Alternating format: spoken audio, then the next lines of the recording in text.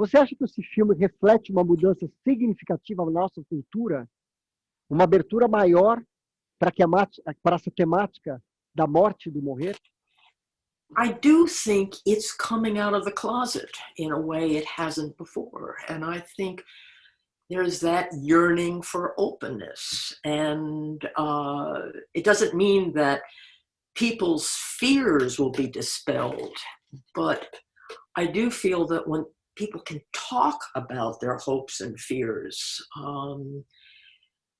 that's a big change. It's a big change. And I do think there's been a seismic shift in the culture. I really do. I mean, you look at the books that have been written in the last, at least in America, I don't know about elsewhere, in the last 3 or 4 years, they're not so much fiction, but the spiritual memoirs of people who are dying.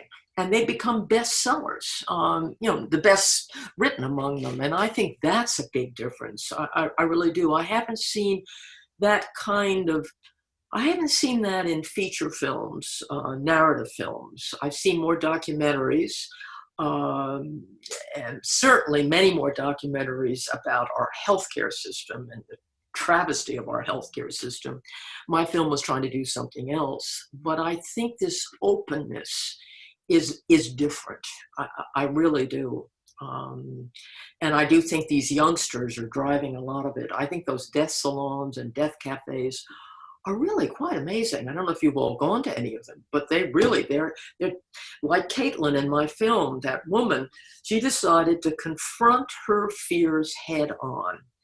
And most people confront them on maybe whispering to their friends. She goes to work in a crematorium and finds that while death is not without its terrors, she is no longer crippled by those fears. Mm-hmm. She has seen the human body in all of its beauty and its lack of beauty and in its disintegration. And she is knowing that, looking at what terrified her the most, liberated her. I mean, she said, I began to live a more open life. I met somebody, I fell in love, I started to live my life differently. So that's an interesting journey. It's in the film.